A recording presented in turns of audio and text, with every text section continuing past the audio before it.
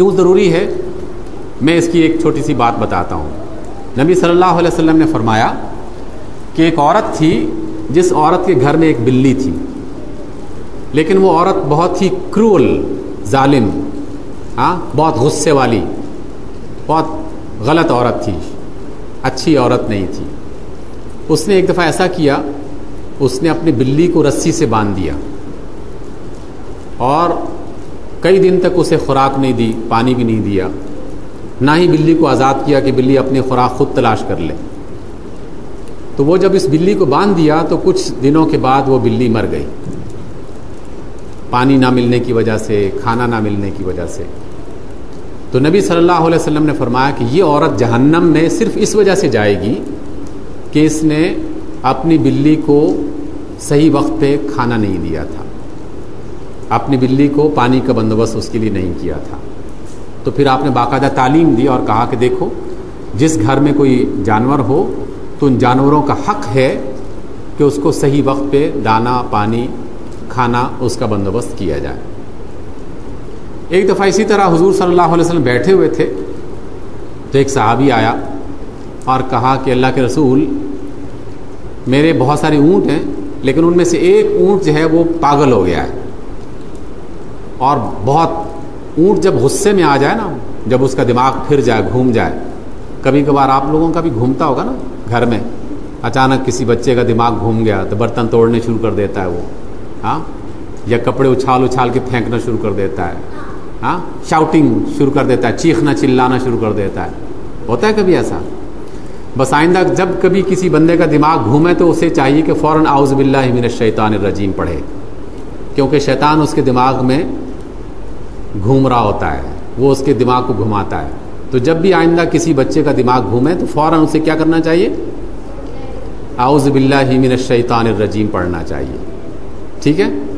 اس وقت بھی کچھ بچوں کے دماغ میں شیطان گھوم رہا ہے، جو اس سے کہتے ہیں کہ بھئی دیکھو اس کی بات نہیں سننا،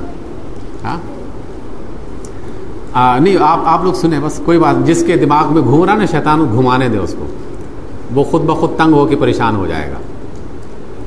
تو یہ آدمی آیا اور اس نے اللہ کے رسول سے کہا کہ اللہ کے رسول، میرا ایک اونٹ جو ہے یہ بہت ہی غصے میں پاگل ہو گیا ہے، اور جو شخص بھی اس کے قریب جاتا ہے یہ اس کو کاٹنے کے لیے دوڑتا ہے، اور اونٹ بعض اوقات انسانوں کو مار بھی دیتا ہے، جب غصے میں ہو تو اس کا منہ اتنا بڑا کھل کے اور پکڑ کے اس کو ہڈیاں چبا لیتا ہے، بعض اوقات بہت غصے میں ہوتا ہے۔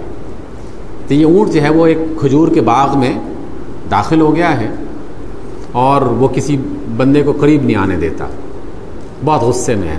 آپ اگر علاج اس کا کر سکیں، اگر میری مدد کر سکیں کوئی۔ نبی صلی اللہ علیہ وسلم نے کہا کہ چلو جاتے ہیں، وہ اپنے صحابہ کو ساتھ لے کے چل پڑے، جا کے اس باغ میں گئے۔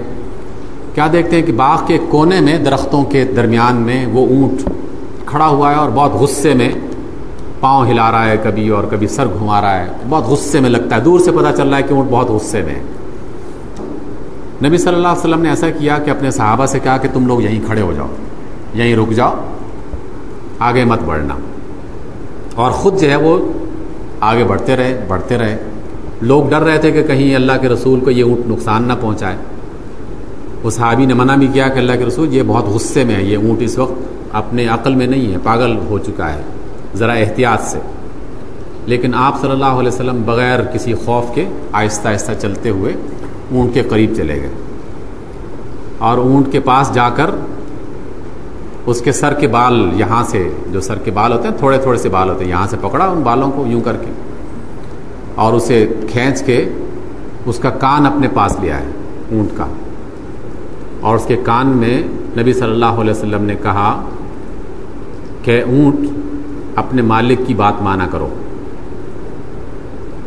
اطع سیدک یا جمل، اطع سیدک مانا ہے اپنے مالک کی بات مانا کرو، یوں کر کے اس کے بال پکڑے اور اس کے کان میں قریب کر کے اس کے کان میں یہ جملہ کہا نبی صلی اللہ علیہ وسلم نے۔ جیسے ہی وہ جملہ کہا نبی صلی اللہ علیہ وسلم نے، اونٹ بالکل نارمل ہو گیا، صحیح ہو گیا، اور پھر اس کے مالک کو بلایا اور کہا کہ آؤ اپنے اونٹ کے پاس، اور اس کو جس طرح تم چاہو اس کو استعمال کر سکتے ہو۔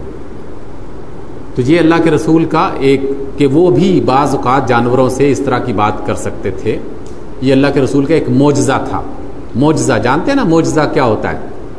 یہ جو میں نے ابھی بات بتائی ہے یہ اس طرح کا ایک یہ معجزہ ہے کہ اللہ کے رسول نے اونٹ سے کہا کہ تم اپنے مالک کی بات مانا کرو، اور اونٹ نے بات کو سن بھی لیا اور سمجھ بھی لیا.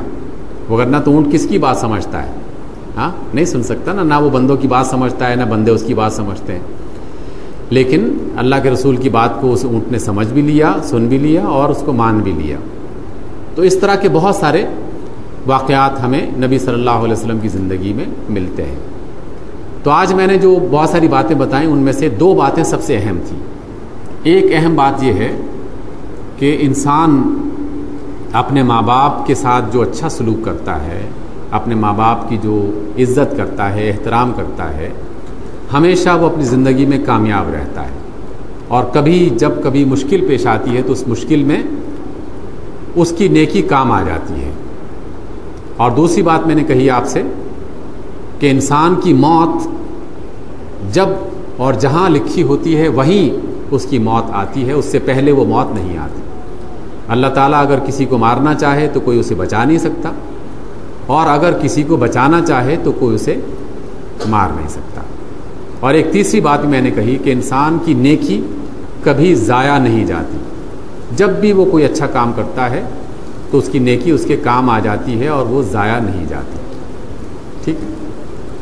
اور کوئی بات آپ پوچھنا چاہیں، کسی کے ذہن میں کوئی سوال ہو، کوئی بات ہو تو وہ پوچھ سکتا ہے.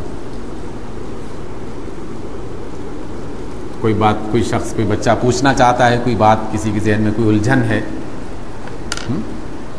تو اس کی الجھن کی ہم سلجھن بتاتے ہیں.